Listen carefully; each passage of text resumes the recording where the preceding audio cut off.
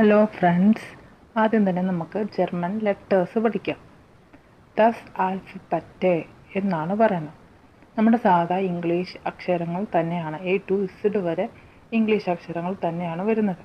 പിന്നെ എക്സ്ട്രാ ഒരു 4 അക്ഷരമാണ് വരുന്നത്. അത് ഞാൻ താഴെ കൊടുത്തിട്ടുമുണ്ട്. അപ്പം നമുക്ക് എങ്ങനെ ഇത് പ്രൊനൗൺസ് ചെയ്യാമെന്ന് നോക്കാം. ആദ്യം തന്നെ എനെ നമ്മൾ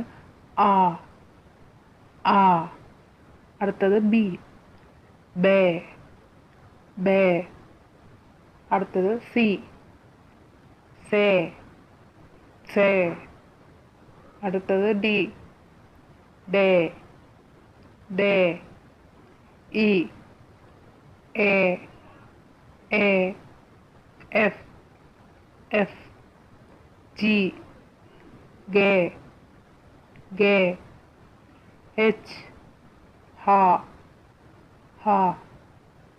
ഐ, ഇ, ജെ, യോട്ട്, കെ, ക, എൽ,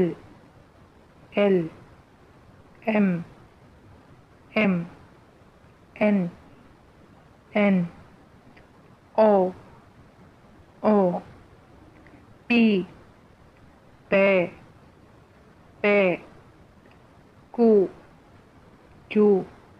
ക്യൂവിനാണ് കു, ആർ, എർ,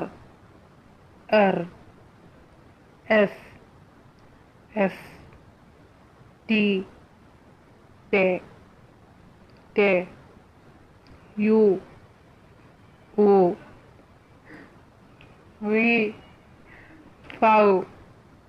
ഡബ്ല്യു, പേ, എക്സ്, വൈ, യുപ്സിലോൺ, ഇസഡ്. ഓക്കെ, ഇതൊന്നുകൂടെ ഞാൻ റിപ്പീറ്റ് ചെയ്യാം.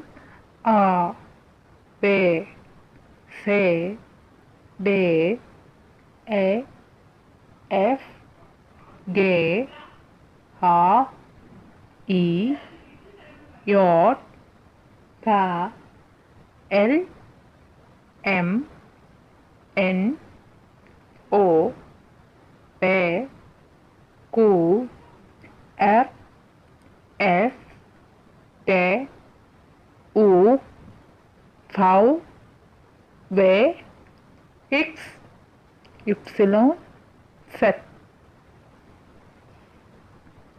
ഇനി നമുക്ക് അടുത്ത 4 എക്സ്ട്രാ ജർമ്മൻ ലെറ്റേഴ്സ് നോക്കാം. അതായത് ഇത് നമ്മളെപ്പോഴും പറയുമ്പോഴത്തേനും A umlaut, O umlaut, U umlaut അങ്ങനെയാണ് നമ്മൾ പറയുള്ളൂ. പക്ഷേ നമ്മളിതൊരു വാക്യത്തിൽ വായിക്കുമ്പം അല്ലെങ്കിൽ എഴുതുമ്പം ഒക്കെ പ്രൊനൗൺസ് ചെയ്യുന്നത് എ ഉംലൗട്ടിനെ നമ്മൾ പ്രൊനൗൺസ് ചെയ്യുന്നത് എ, ഓ ഉംലൗട്ടിനെ ഓ, യു ഉംലോട്ട് ഊ, മറ്റേ ആ കിടക്കുന്ന ബി പോലെ കിടക്കുന്ന അല്ലെങ്കിൽ മലയാളാക്ഷരം ബാ പോലെ കിടക്കുന്ന അതിനെ സാഫസ് എന്നാണ് പറയുന്നത്. പക്ഷെ അതിനെ പ്രൊനൗൺസ് ചെയ്യുന്നത് എസ് അല്ലെങ്കിൽ എന്നായിരിക്കും. ഓക്കെ, അപ്പം എ, ഓ, എസ് അല്ലെങ്കിൽ സ്റ്റു എന്ന് ടി സൈലന്റ് ആക്കിയിട്ട് ഷു വെച്ചാൽ മതി. അപ്പം ഷു. ഓക്കെ, ഇത് 4 നമുക്ക് ഡിഫറെൻ്റ് ആയിട്ട് വരുന്ന ജർമ്മൻ ലെറ്ററായിട്ടുള്ളത്. ഇനി അടുത്തത് 2 ആൽഫബറ്റ് കൂടി വരുമ്പോഴത്തേനും എങ്ങനെയാണെന്ന് നോക്കാം. ഇയും ഐയൂടെ വരുമ്പം ഐ എന്ന് വായിക്കും. ഐയും ഇയൂടെ വരുമ്പം ഇ എന്ന് വായിക്കും. ഇത് രണ്ടും ഒരുപോലെ ആയതുകൊണ്ട് എല്ലാവർക്കും ഇത് എപ്പോഴും തിരിഞ്ഞു പോകുന്നൊരു സംഭവമാണ്. അപ്പം നമുക്ക് ഇതിലൊരു ട്രിക്കുള്ള എന്നാന്ന് വെച്ച് കഴിഞ്ഞാൽ ഇയും ഐയും എന്ന് എഴുതുമ്പോഴത്തേനും ഏറ്റവും അവസാനം ഐ അല്ലേ കിടക്കുന്നത്. അപ്പം അത് വായിക്കുമ്പോൾ ഐന്നേ വായിക്കുകയുള്ളൂ. ഓക്കെ, അതുപോലെ തന്നെ ഐയും ഇയും എഴുതുമ്പം അവസാനം തന്നെ കിടക്കുന്നത് ഇ ആണ് കിടക്കുന്നത്. അപ്പം അത് പ്രൊനൗൺസ് ചെയ്യുന്നത് ഇ എന്നായിരിക്കും. ഇതൊരു ടിപ്പാണ്. അടുത്തത് ഔ, എ യു, ഔ. അടുത്തത് ഒയ്, ഇ യു, ഒയ്. ഓക്കെ, ആ പ്രൊനൗൺസിയേഷനാണ് ഞാനിവിടെ ബ്രാക്കറ്റിൽ മലയാളത്തിൽ എഴുതിയിട്ടുണ്ട്. ഇനി ഇതിൻ്റെ ഓരോ എക്സാമ്പിൾസ് നോക്കാം. എക്സാമ്പിളിന് നമ്മൾ ജർമ്മനിൽ പറയുന്നതാണ് ബൈഷ്പിൽ. ഇപ്പോൾ ഫോർ എക്സാമ്പിൾ എന്ന് പറയുവാണെങ്കിൽ സും ബൈഷ്പിൽ എന്നാണ് പറയുന്നത്. നമുക്കിതിൻ്റെ എക്സാമ്പിൾ നോക്കാം. അപ്പം ഐൻ്റെ എക്സാമ്പിളാണ് ഫ്രൈറ്റാഗ്. ഫ്രൈറ്റാഗ് കണ്ടോ, ഐ വന്ന കണ്ടോ. അടുത്തതാണ് ഷ്രൈബൻ. ഷ്രൈബൻ. ഇനി അടുത്തത് ഈൻ്റെ എക്സാമ്പിൾ ഡീൻസ്റ്റാഗ്. ഡീൻസ്റ്റാഗ്. സ്പീലൻ. സ്പീലൻ.